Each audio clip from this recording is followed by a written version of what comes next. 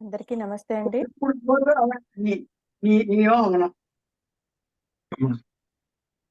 புரியுது.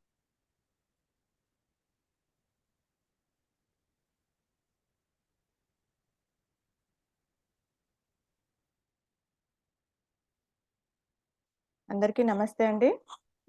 ఈరోజు కూడా గురువుగారు జూమ్ మీటింగ్‌కి రావట్లేదు. మనం ఈరోజు స్టేటస్ మనమే డిస్కస్ చేసుకుందామండి.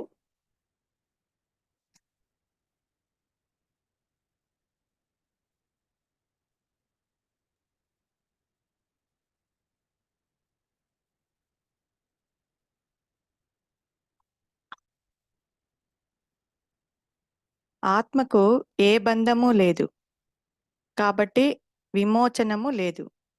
అన్ని బాధలు అహంభావానికే, అది ఉందేమో విచారించు. అందరికీ అర్థమైంది కదండి స్టేటస్? లక్ష్మి గారు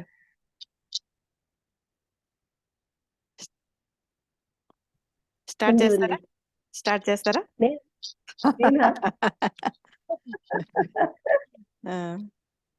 అందరికీ నమస్కారం అండి. నమస్తే అండి. ఆత్మకు ఏ బంధము లేదు, కాబట్టి విమోచనము లేదు. గురుగారు చెప్తూ ఉంటారు కదా, 2 నేను లేవు. అంతర్ముఖమైతే ఆత్మ, వృత్తిరాహిత్యమై అంతర్ముఖమైతే ఆత్మగా ఉంటుంది. లేదు అంతా మనం బయటకు చూస్తూ ఉంటే ఈ ప్రపంచం, ఈ బంధాలు ఇవన్నీ కనిపిస్తే జీవభావంలో ఉంటాం మనం. సో ఇందులో ఒకటిగానే ఉండగలను, రెండు నేను లేవు. అయితే వృత్తిరాహిత్యమే నిలిచి ఉంటే చాలా శాంతిగా, హాయిగా అనిపిస్తుంది కదా. ఇప్పుడు మనము కాసేపు కామ్గా ఉందామని కూర్చుంటే, ఆలోచన లేకుండా కూర్చుంటే చాలా శాంతంగా అనిపిస్తుంది, హాయిగా అనిపిస్తుంది. కారణం ఏంటి? ఆలోచన లేకపోవడమే కదా. మనకు ఆలోచన ఉన్నాయంటే మనకి ఎంతసేపు ఈ బంధాలు, ఈ పిల్లల గురించి తాపత్రయాలు, ఈ సంసారంలో ఈ బాధలు, బంధాలు, దుఃఖాలు, వీటన్నిటితోటే మనం కూరుకుపోతూ ఉంటాము. ఈ కూరుకుపోవడం అన్నా ఇవన్నా మెయిన్ ఆలోచనలే కదా కారణం. సో ఆలోచన లేకపోతే ఉండేది ప్రశాంతతే. అందుకని చెప్పడానికి నాకు అంతగా రావట్లేదు. అయ్యో పర్వాలేదు లక్ష్మి గారు, బాగా చెప్తున్నారు. చెప్పండి. ఆత్మస్థితిలో అహంస్ఫురణ మాత్రమే ఉంటుంది అని అంటారు కదా గురువు గారు. అంటే అది మనకు అనుభవం లేదు గాని మనం చేయవలసిన ప్రయత్నం కూడా ఈ ఆలోచన తొలగించుకోవడం కోసమే. శాంతి కావాలని ప్రయత్నం చేయడం అంటే ఏంటి? ఆలోచన తొలగించుకోవడమే. ఈ ఆలోచన తొలగించుకోవడం అనేది మనకి ఇదంతా అసత్యము అని మన గురుగారు చెప్తుంటే మనం అర్థం చేసుకుంటున్నాం గాని, మనకి ఇది అసత్యం అని మనకి పైకే మనం నమ్ముతున్నాం గాని లోపల నుంచి మనం నమ్మటంలా. లోపల నుంచి ఎప్పుడైతే మనది అసత్యం అనే భావన మనకి దృఢపడుతుందో ఆటోమేటిక్ గా మనకి ఆలోచనలు తగ్గుతాయి. కానీ అది గట్టిపడ్డం కోసమే మనం చేయాల్సిన సాధన అంతా. అంటే మనకి సుఖం వచ్చినా, దుఃఖం వచ్చినా అక్కడ మనం విచారణ చేసుకోవాలి. ఎందుకు ఇది ఎవరికి వస్తుంది? ఇది ఈ దేహానికి వస్తుంది. సో ఈ మనసు ఉందా లేదా? ఆలోచిస్తే మనసు లేదు కదా. శరీరం జడం, ఆత్మక దేనికి సంబంధం లేదు. సో మధ్యలో నేను ఒకటి వస్తుంది. ఆ లేనిది ఈ శరీరానికి అప్లై చేసుకుంటుంది. ఇప్పుడు నాకు దెబ్బ తగిలింది. దెబ్బ తగిలితే నాకు దెబ్బ తగిలింది, చాలా నొప్పిగా ఉందని. కానీ యాక్చువల్లీ అదే దెబ్బ తగిలిన మనం నిద్రపోతే నిద్రలో మనకేం తెలియట్లేదు. శరీరం మాట్లాడట్లేదు. శరీరం మాట్లాడకపోయినా నాకు నొప్పిగా ఉంది, నాకు ఆకలేస్తుంది, నాకు ఇది బాగుంది, నాకు ఇది బాలేదు అని నిరంతరం లోపల అక్కడ చెప్తుంది. ఏదైతే చెప్తుందో దానికి రూపం లేదు. రూపం లేదు, ఏమీ లేదు. శరీరమా మాట్లాడు, ఆత్మకా సంబంధం లేదు. ఈ రెండింటికి సంబంధం లేకుండా ఏదో ఒకటి మధ్యలో నేను అంటూ మాట్లాడుతుంది. అది అందుకే ఉనికి లేనిది అని చెప్తున్నారు. ఉనికి లేనిది ఇంత ప్రపంచం, ఇంత సృష్టి, మనం ఇంత గాలి ఏర్పరచుకున్నాం మనం. అయితే ఏంటంటే మనకి కొన్ని జన్మలుగా అయితేనే, జన్మల సంగతి మనకి తెలియదు కానీ పుట్టినప్పటి నుంచి మన అనుభవం చూడండి. ఇప్పుడు ఏదైనా ఒక దానికి భయపడ్డాము, సపోజ్ చిన్నపిల్లలు ఉంటారు, వాళ్ళు ఒక పక్క మంట వేడి పదార్థాలు ఉన్నాయి, ముట్టుకోవద్దు అంటే విండు. మనం చూసినంతసేపు మనం వెనక్కి లాగుతాం. సపోజ్ మనం చూడలేదు, వేడిగా ఏదో పట్టుకున్నాడంటే అప్పుడు అర్థం అవుతుంది వాడికి. మనం ఎంత చెప్పినా వాడికి అర్థం కాదు. కానీ ముట్టుకున్న తర్వాత ఇది వేడి, ఇది ముట్టుకోకూడదు అన్న ఒక జ్ఞానం ఒకటి లోపల, అది భయం. మనకు కూడా అంతే కదా. మనకి తెలియని, అలాగే మనకి అసత్య అన్న భావన కూడా మనకు అనుభవం లేదు కాబట్టి అది అసత్యం అసత్యం అసత్యం అని మనకు గుర్తు వచ్చినప్పుడు అనుకుంటున్నాం, గుర్తు లేనప్పుడు మర్చిపోతున్నాం. మర్చిపోతున్నాం. అందులో దుఃఖం వచ్చిందనుకోండి, ఎవరికో బాలేదు, లేకపోతే మనం అనుకున్నవేవో జరగలేదు. దుఃఖం వచ్చింటే అప్పుడే అయ్యో ఇది అసత్యం కదా, మనం ఇక్కడ బాధపడడం అనవసరము, ఇదంతా జరుగుతుంది, ప్రారంభ ప్రకారమే నడుస్తోంది అని మనం అనుకుంటే మనకి దుఃఖం రాదు కదా. అవును. కానీ అవును. అక్కడ మనం మర్చిపోతున్నాం. మర్చిపోయి ఆ బాధలో మునిగిపోతున్నాం. మునిగిపోవడం మూలాన మనకి అది నిజం అనుకుని అందులో నిజమని మనం అనుకోవట్లేదు. అసత్యమని అనుకోవట్లేదు, నిజమని అనుకోవట్లేదు. అందులో మునిగిపోతున్నాం మనం. అవును. నిజమని అనుకుంటే అసత్యమని కూడా మనకు గుర్తుకొస్తుంది. కానీ నిజము అనుకోవట్లేదు, అసత్యం అనుకోవట్లేదు. అంతలా మనం ఈ సంసారంలో పడిపోయాం మనం. అందుకని దాని నుంచి బయటికి రావడానికి మనకి అనుభవంగా మనం చేసుకోవాలి కాబట్టి పని కట్టుకుని మనము వచ్చిన ప్రతి ఆలోచన విచారణ చేసుకుంటూ కొంచెం వెనక్కి రావడం అనేది మనం పని కట్టుకుని సాధన చేసుకుంటే గానీ మనం వెనక్కి రాలేము. అది చెయ్యవలసింది. అని గురుగారు అందుకే అంటారు కదా, గురుగారు సింపుల్ గా పెద్ద పెద్ద విషయాలు గురుగారు అతి సింపుల్ గా ఎంతో ఈజీగా స్పూన్ ఫీడింగ్ లో ఇస్తున్నారు.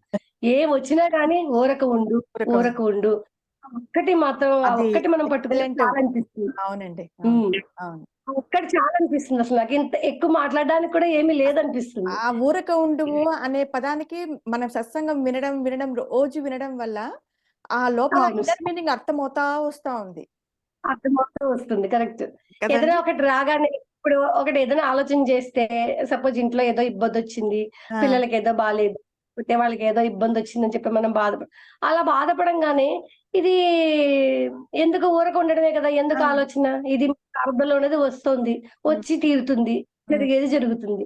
ఎందుకు అని మనం ఊరక ఉండుకోవడం అనేది మనం ప్రాక్టీస్ చేసుకోగలిగితే కొంత ఈజీ అనిపిస్తుంది నాకు. కానీ ఉండాలి. చెప్పడం అదే అందుకే అంటున్నాను మనకి నేర్చుకుంటున్నాం గానీ ఇంకా అనుభవంగా లేదు అని. అర్థమైతే అర్థమై కానీ ఎంత అర్థమైనా గానీ ప్రాక్టీస్ చేయాల్సిందే. ఇది నాకు అనిపిస్తుంది. ఇంకొకటి ఏం చెప్పారంటే కూడా లక్ష్మి గారు అదే అంటారు గురువు గారు, ప్రారంధంలో ఆ లోపల ఇంకొకటి ఆత్మనే చేస్తుంది, మనల్ని మార్పిస్తుంది, ఆ సంఘటనలను క్రియేట్ చేస్తుంది, దాంట్లో మనల్ని మెల్లిగా మార్చుకుంటూ పోతుంది అనమాట. అది చెప్పండి. ఇంకోటి నేను ఎప్పుడు అడిగేదాన్ని, గురుగారిని ఎప్పుడు అనేదాన్ని, గురుగారు మీరు ప్రారంధమే నడిపిస్తుంది కదా, మరి మనం ఏం చెయ్యక్కర్లేదు, ఏమీ చేయకపోతే ఎలా ఇంప్రూవ్ అవుతాము అని అడిగేదాన్ని ఒకప్పుడు. ఇప్పుడు నాకు ఎలా అర్థమవుతుందంటే ఇప్పుడు మనకి ప్రారంధంలో ఒక దుఃఖం వచ్చింది. దుఃఖం వచ్చినప్పుడు మామూలుగా మనం ఈ విద్య నేర్చుకోలేదు అనుకోండి, దుఃఖాన్ని అనుభవించుకుంటూ వెళ్ళిపోతాం. ఇప్పుడు గురుగారి వలన మనం విద్య నేర్చుకోవడం వలన ఇప్పుడు మనం ఎలా ఆలోచిస్తున్నాము, ఇది వచ్చింది, ఇది ఇలా కాదు, మనం ఇక్కడ ఇలా విచారణ చేసుకోవాలి అని మనం ఆలోచిస్తున్నాం కదా. అది మనం పని కట్టుకుని మనం చేయటం లేదు. దుఃఖంలో ఉన్నప్పుడు ఈ ఇన్నాళ్ళే వింటున్న ఈ సత్సంగం కారణంగా మనకు ఆటోమేటిక్ గా దానికి ఆల్టర్నేటివ్ థాట్స్ వస్తున్నాయి మనకి. అవే కర్మ బీజాలని అని అనిపిస్తుంది. ఆ బీజాలే మళ్ళీ రేపు మనకి ఇంకొంచెం ముందుకు తీసుకువెళ్ళడానికి ఆ విధంగా ప్రారంభం కూడా అలాగే నడిపిస్తుంది. ఇప్పుడు పడ్డ బీజాలు మళ్ళీ రేపు ఒక కర్మగా మళ్ళీ అక్కడ మళ్ళీ మనం విచారణతో మళ్ళీ కర్మ బీజాలు పడి ఇట్లా ఆత్మ అలా తీసుకెళ్తుంది అని ఇప్పుడు అలా అర్థమైంది. ఇంతకు ముందరైతే నాకు ఎలా ఒక దొరికింది అని అనిపించేది. అంటే కర్మతోనే నాశనం అవ్వాలంటారు, అంతే కదా. ఆ కర్మ మనము వచ్చేదాన్ని అక్సెప్ట్ చేసి పూర్తిగా 100% యాక్సెప్ట్ చేసి ప్రేమతో దాన్ని స్వీకరించినామంటే ఇంకా అక్కడ మళ్ళా అదే బీజాలు ఉండవు. అంతే. ప్రేమ కూడా ఏం లేదు, ఊరక ఉండడమే అంతే. ప్రేమ కూడా ఆలోచనే కదా. అంతే. ఏది వచ్చినా ఊరుకుండడమే. అది కూడా బంధమే అంటారు. ప్రేమ రాగం అన్ని కూడా. అంతేనా, చెడైనా రాగమైన ద్వేషమైన ఏదైనా ప్రతి ఒక్కటి ఆలోచన రూపమే. అసలు ఆ ఆలోచన అడ్డం. ఒక ఆలోచన వచ్చిందంటే ఒక చిన్న ఆలోచన, ఇక్కడ ఈ పెన్ను ఉంది, ఇప్పుడు నేను ఇలా రాస్తున్నాను, అది కూడా ఆలోచనే కదా. ప్రతి చిన్నది ప్రతి ఆలోచన అది నిరంతరంగా మనకి నిలవాలంటే నిరంతరంగా దృష్టి ఉండాలి. అంటే ఆలోచనలు వచ్చినా కూడా అక్కడ నేను ఉండకూడదు, అంతే. అది మూలం తెలిసాక అంటే అది గురువు గారు అంటారు కదా, నేను చేస్తున్నాను, ఇప్పుడు మనం తింటున్నాను, మనము చూస్తున్నాము, లేకపోతే మనకు వెళ్తుంటాము, ఎక్కడికన్నా వేరే ఊర్లోకి వెళ్తుంటాము, అక్కడ మనకి ఏదైనా హోటల్కి భోజనం చేస్తున్నాము, కానీ మనకు ప్రాప్తించే మనకు వస్తుంది. అక్కడ నేను అనేది లేనప్పుడు అక్కడ ఉండదు కదా, కర్మ ఉండదు కదా. అంటే అక్కడ నేను భావన. ఇప్పుడు ఏ పని చేస్తున్నా నేను కాదు అని డిటాచ్డ్ గా ఉండడం అనేది కూడా చేత కావాలి. ఆ! ఇంకా అక్కడ దాకా లేదు మనం చేత. ఇంకా రావాలి. అది మన అందరికీ ఉందండి. అందరికీ ఉంది. గురుగారు మనకి. ఎప్పుడు అంటారు, మూలంలో ఉండి పనులు చేయి నీకు ఆలోచనలు ఏమడ్డం అంటారు. హ్మ్. మళ్ళీ గురుగారు ఇంకొకటి స్టేట్మెంట్ ఏం చెప్తారు? మూలంలో నువ్వు ఉండలేవు. ఎందుకంటే జీవుడు మూలాన్ని చూడలేడు కదా! అవును. అవునులే. అవునులే. జీవభావంలో మూలం ఉండదు. మూలంలో జీవుడు లేడు. హ్మ్. 2 హ్మ్. ఒకదానికొకటి ఆపోజిట్. అవును. సో, ఆ మూలంలో ఉండి పని చేయడం అనేది ఓన్లీ ఒక జ్ఞానికే సాధ్యం. హ్మ్. అందుకే జ్ఞానం చేసేవన్నీ అకర్మలంటారు గదా! మనం చేసేవన్నీ కర్మలు, జ్ఞానం చేసేవన్నీ అకర్మలు. హ్మ్. అందుకని ఈ శివభావంలో నాకు మూలం అంటే నాకు తెలియదు. నాకు తెలిసిన మూలం అంటే జ్ఞాని హ్మ్. ఉండగలిగిన పూర్ణ స్థితి మూలం. హ్మ్. కానీ నాకర్థమైందంటే వృత్తిరాహిత్యంగా ఉండడమే మనం చేయవలసింది అని. హ్మ్. అక్కడ కొంచెం ఇంకా క్లారిటీ నాకింకా రాలేదు. హ్మ్. హ్మ్. అది గురుగారి అనుగ్రహంతో నెమ్మదిగా ఇదవ్వాలి. వస్తుంది. ఆ! హ్మ్. అది. విచారించడం అంటే ఇలా విచారించుకుంటూ వెళ్ళడం. ఇది ఒక రోజు, 2 రోజులు ఏదో మనం ఒక గంట సత్సంగం వినేస్తే వచ్చేసేది కాదు. గురుగారు ఈ సత్సంగంలో గురుగారి అనుగ్రహం సత్సంగంలోనే కాదు, నిరంతరంగా గురుగారి అనుగ్రహం మన మీద ఉంది. అది మన అదృష్టం. హ్మ్. పూర్వజన్మ సుకృతం అని గురుగారు అంటుంటారు కదా! మన అవును. ఫలితం కర్మ అన్నట్టు. మన గురువు గారిని పొందగలిగే కర్మలు చేసుకొనొచ్చాం. అవును లక్ష్మి. గురు హ్మ్. గురువుగారి అనుగ్రహం నిండుగా ఉంది మనకి. అవును. అందుకని ఇప్పటి దాకా వచ్చాంగా, గురువుగారే తీసుకెళ్తారు. ఇంకేం ఆలోచించక్కర్లేదు. అంతే. అంతే. ఏ ఆలోచన అవసరం లేదు. నేను అవును. చేస్తున్నానా? చెయ్యట్లేదా? నాకు చేత కావట్లేదు. నాకు చేతనైంది. నేను ఎక్కువ చేస్తున్నాను. నేను అసలు చేయటం లేదు. ఇవన్నీ కూడా ఆలోచనలే. అవును. ఇవన్నీ కూడా అనవసరం అనిపిస్తుంది. అవును. ఇవన్నీ కూడా అనవసరం. జస్ట్ మనకి దైవమన్నా, గురువన్నా, ఆత్మన్నా ఎవరైనా మనకి మన గురువే. గురువే. మన అంతే. గురువుగారు. హ్మ్. అన్నీ మనకి గురువుగారే. ఆయనున్నారు. హ్మ్. ఇంత దాకా ఆయన తీసుకొచ్చారు. ఇప్పుడు మన సత్సంగం నేనొచ్చి 3.5 సంవత్సరాలవుతుంది. హ్మ్. 3.5 సంవత్సరాలవుతుంది. హ్మ్. 3.5 సంవత్సరాలు జాయిన్ అయినప్పటి నుంచి ఇప్పటికి క్లారిటీ చాలా ఉంది. డెఫినెట్‌గా. హ్మ్. మనకి గురువుగారు తోడుగా ఉన్నారు. సో, నేచురల్‌గా పండిపోతాం. హ్మ్. చాలు. ఆ! అదండి. ఇంక అంతకంటే చెప్పడం రాదు నాకు. చాలా బా చెప్పారు Lakshmi. Thank you. Thank you.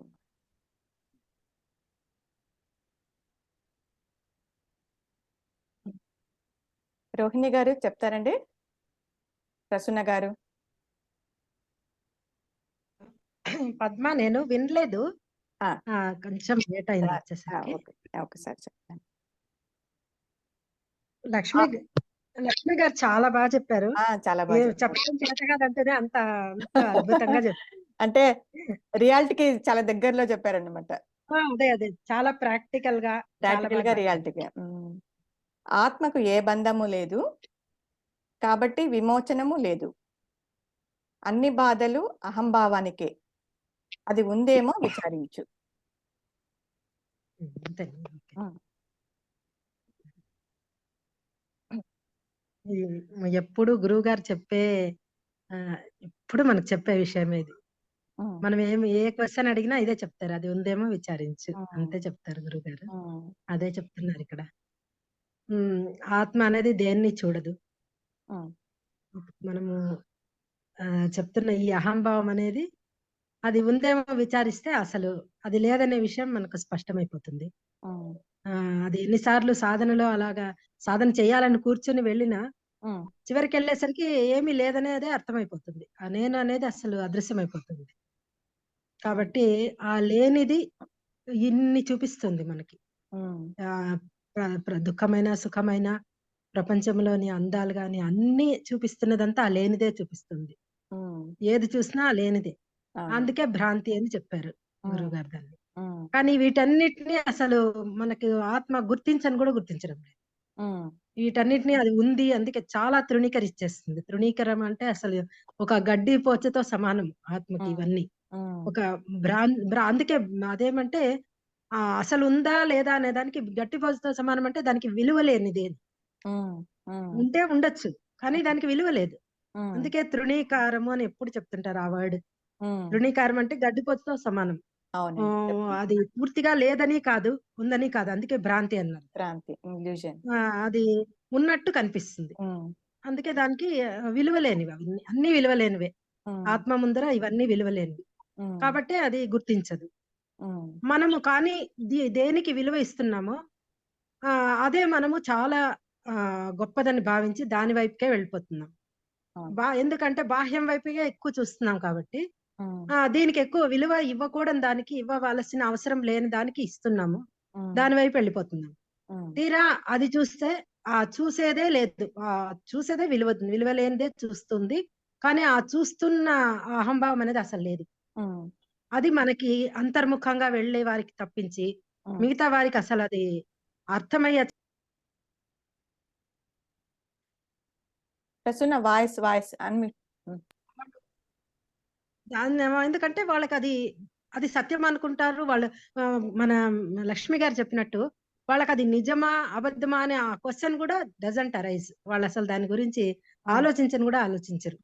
వాళ్ళకి ఎందుకంటే అందులోనే ఉన్నారు కాబట్టి అది నిజమా అనే ఒక డౌట్ కూడా రాదు వాళ్ళకి.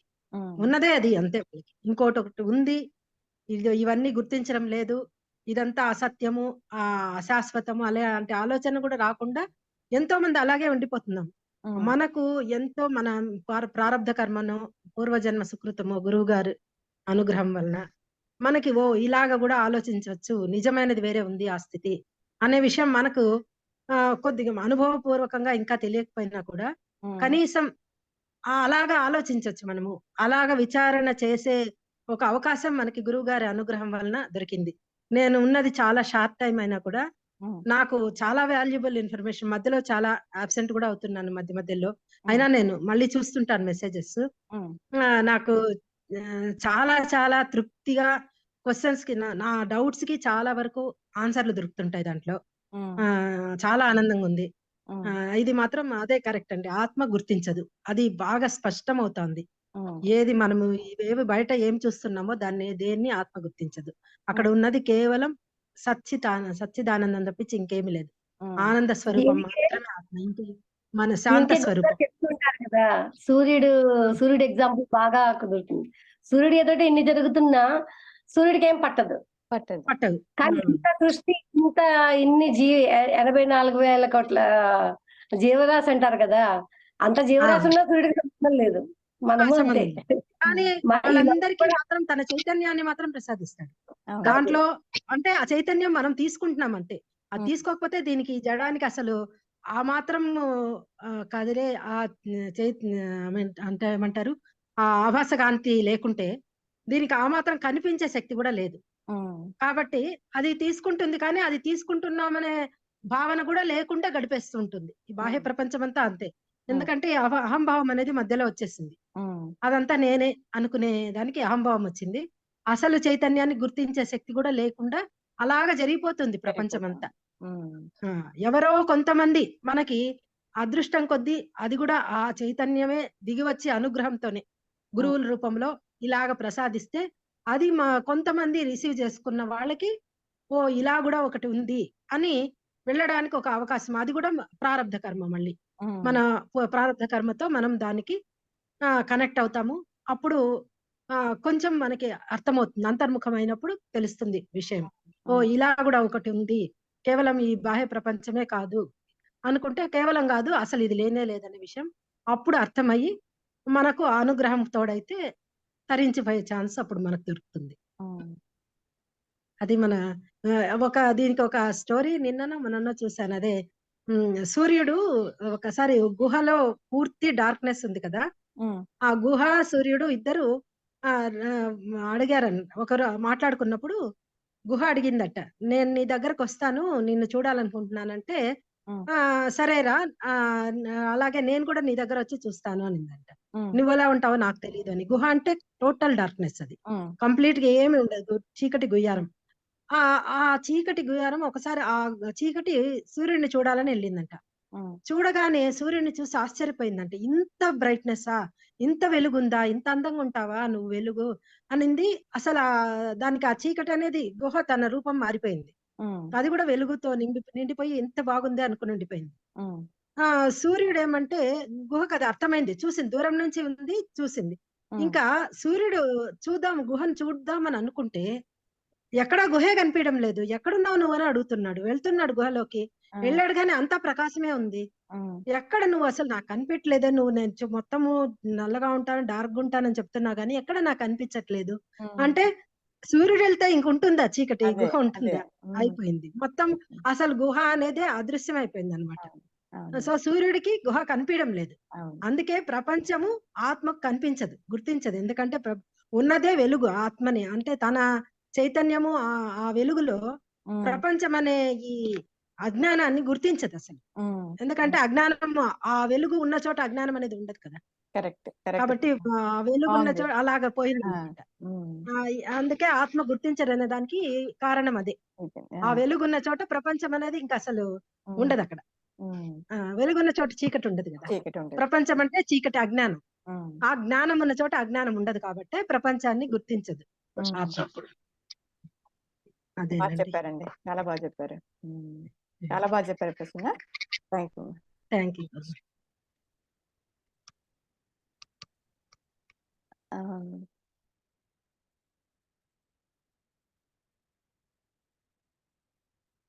ఇంకా 5 minutes ఎవరైనా చెప్తారండి? ఎందుకంటే రోహిణి గారు ఎవరైనా చెప్తారా?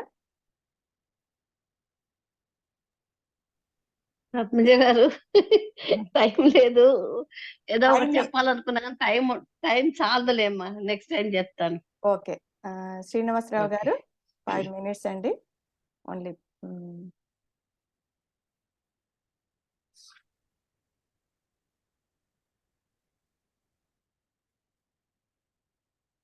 లేరండి. రవి గారండి? అమ్మా అది ఒకసారి చదువుతారు.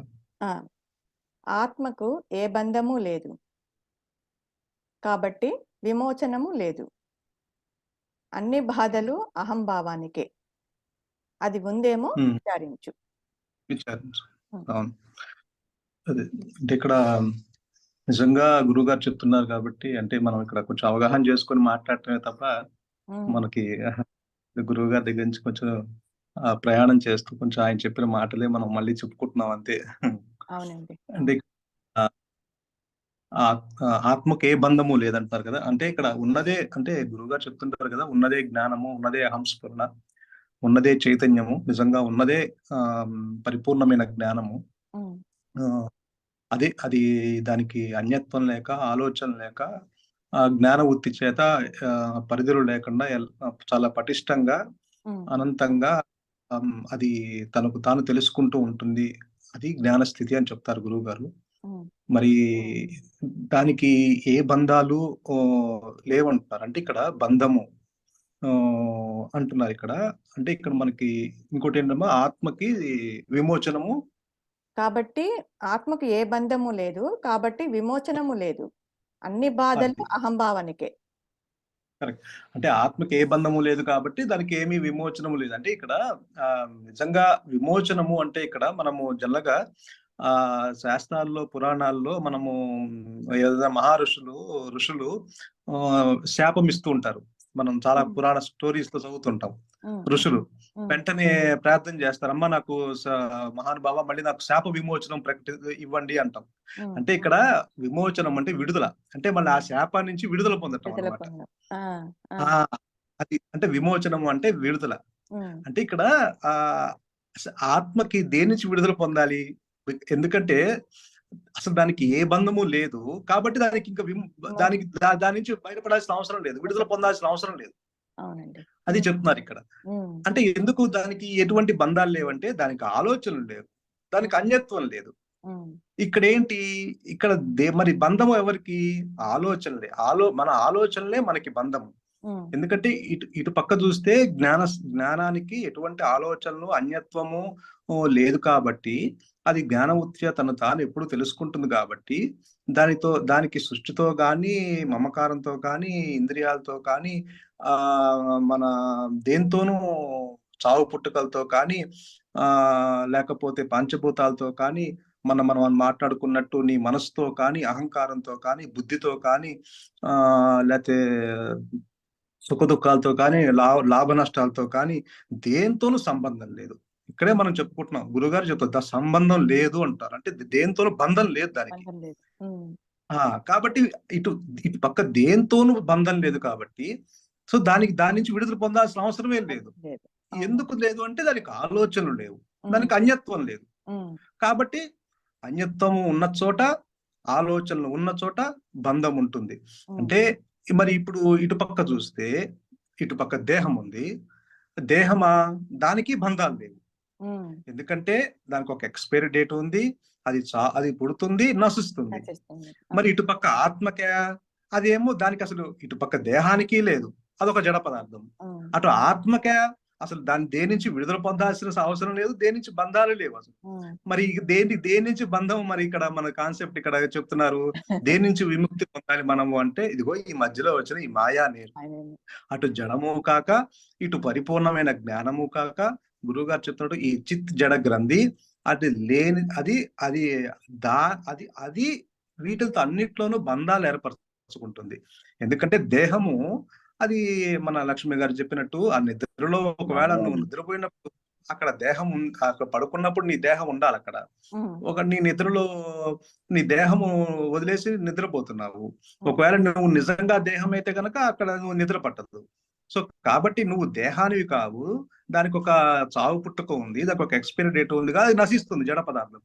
ఇటు ఆత్మక అది పరిపూర్ణమైన జ్ఞానము, నిరాకారము, అది తనకు తాను జ్ఞానవృత్తి చేత అన్నది ఎప్పుడు తెలుసుకుంటూ ఉంటుంది. సో ఈ మధ్యలో వచ్చిన ఈ మాయా నేను, ఈ చిచ్చడ గంధి ఇది ఇది ఇది ఏమంటుంది, ఇది ఇది ఇది నాది నాది అంటుంది తప్ప ఇది ఇది ఇది అన్నిటితోనూ ఆలోచనతోనూ అన్నిటితోనూ అంటే నా భార్య, నా పిల్లలు, నా సంసారము, నా కారు, నా ఇల్లు, నా బ్యాంకు బ్యాలెన్సు, నా వారు, నా పరాయి వారు, నాకు నా నష్టం వచ్చింది, నాకు లాభం వచ్చింది అని వీటితో తాదాప్యం చెందుతుంది, వీటితో బంధం పెంచుకుంటుంది. ఇక్కడ అది దేందుకు వల్లంటే దానికి కారణం ఆలోచనలు. నీ ఆలోచనలే నీ బంధానికి కారణం, నీ ఆలోచనలే నీకు దుఃఖానికి కారణం, నీ ఆలోచనలే నీ సుఖానికి కారణం, నీ ఆలోచనలే నీ పతనానికి కారణం, నీ ఆలోచనలే నిన్ను ఉత్సవ స్థితికి తీసుకెళ్ళడానికే కారణం. అంటే ఇటు పక్క జీవుడు జగత్తుతో ఉన్న ప్రతి వస్తువుతోనూ, ప్రతి మనుషులతోనూ లింగ భేదం లేకుండా, స్త్రీలతోనూ స్త్రీలింగం, పురుషలింగం, అలా స్త్రీ భేదము, అంటే ఈ అన్ని వ్యత్యాసాలు చూసుకుంటూ వాటితో తాదాప్యం చెందడానికి కారణము ఈ ఆలోచనలు. ఈ ఆలోచనల వల్ల నీవు తాదాప్యం చెంది నీ ఆలోచనలతో నువ్వు బంధాలు ఏర్పరచుకుంటున్నావు. కాబట్టి దీని నుంచి విడుదల పొందాలి. ఎందుకంటే ఆత్మకి ఆలోచనలు లేవు, అన్యత్వం లేదు, కాబట్టి అది ఆత్మకి విమోచనమే లేదు, దాని నుంచి విడుదల పొందాల్సిన అవసరమే లేదు. ఎందుకంటే ఆత్మలో ఆలోచన లేవు కాబట్టి. కాబట్టి ఇక్కడ మనం చెప్పుకునేది దేహానికి ఆలోచనలు లేవు, దేహానికి అన్యత్వం లేదు, ఎందుకంటే ఇది జడ పదార్థము. అది కేవలము గురువు గారు చెప్తున్నట్టు అది ఆ ఉపాధి, దేహం అనేది ఒక ఉపాధి. అంటే నువ్వు తెచ్చుకున్న ఈ థియరీ లాగా మనం అనుకుంటే గనక ఇది లేనిది ఉన్నట్లుగా మనం ఊహించుకుంటున్నాము. కాబట్టి అది విచారణ చేసి అది నువ్వు అది ఉందో తెలుసుకోమంటున్నారు. ఇప్పుడు దేని నుంచి నువ్వు ఆలోచనలు నిజంగా ఉన్నాయా, నువ్వు అది ఆ విచారణ ద్వారా నువ్వు మూలం ఆ ఆలోచన వెతికితే అక్కడ నిజంగా ఆలోచనలు ఉన్నాయా అంటే అక్కడ ఆలోచనలు అక్కడ నీకేమి దొరకవు, దాని యొక్క మూలం దొరకదు. సో అక్కడ అంటే ఏంటి, లేనిది ఉన్నట్లుగా మనకి ఊహించుకొని వాటితో తాదాప్యం చెందుతున్నాము. కాబట్టి అది ఏదైతే నువ్వు అంత దృఢంగా నువ్వు తాదాప్యం చెందుతున్నావో, అన్నిటితోనూ బంధాలు ఏర్పరచుకుంటున్నావో దాన్ని నువ్వు విచారించు. అక్కడ నువ్వు విచారిస్తే అది లేనిది లేనట్టుగానే ఎగిరిపోతుంది, ఉన్నది నీకు భ్రాంతి అని తెలిసిపోతుంది అది అని చెప్తున్నారు గురువుగారు. కాబట్టి నీ ఆలోచనలే నీకు అడ్డిక్కడ. అది మనం ఆ విచారణ ద్వారా ఆ అహంకారాన్ని అది గనక నువ్వు తెలుసుకోగలిగితే, అంటే అక్కడ నువ్వు విచారణ చేసి అక్కడ నువ్వు విచారణ చేయటం వల్ల అక్కడ లేనిది ఉన్నట్లు అక్కడ నీకేమి దొరకదు కాబట్టి, ఎందుకంటే ఆ ఆలోచనలు నీకు దొరకవు కాబట్టి ఆ ట్రేస్ చేసి నువ్వు ఆ గురువు గారు చెప్తుంటారు కదా, ఆ ట్రేస్ చేసి నువ్వు అక్కడ ఆ నిశ్చల స్థితే జీవన్ముక్తి అంటారు కదా గురువు గారు. సో అక్కడ ఆ నిశ్చల స్థితిలో ఆలోచనలు లేని మనసును నువ్వు అలవాటు చేసుకోగలిగితే. రవి గారు, గురువు గారు మెసేజ్ పెట్టారు స్టేటస్ కి, ఎందుకంటే లాస్ట్ కన్క్లూడ్ చేద్దాం దీన్ని. అలాగే, ఓకే.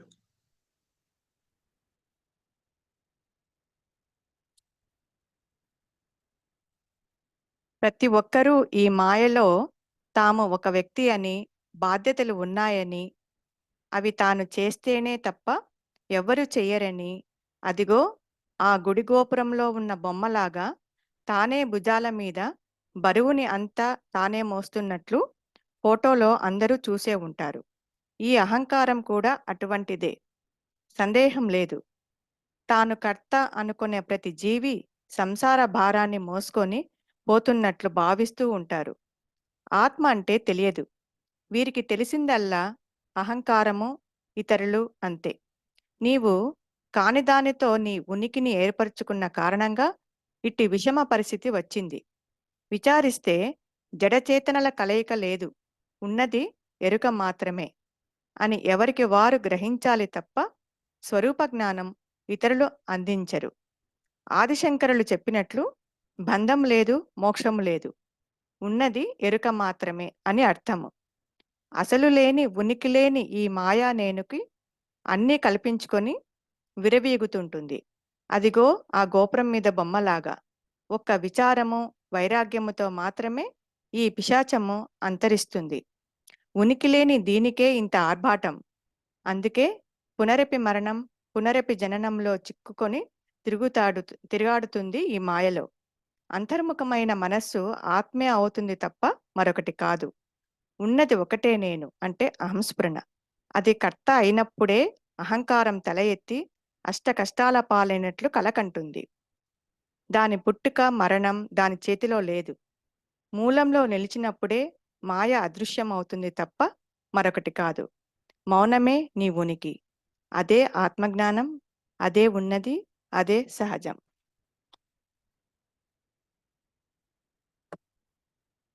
ఓకే అండి, ఏం చేస్తాము సత్సంగాన్ని. అందరికీ నమస్కారం అండి.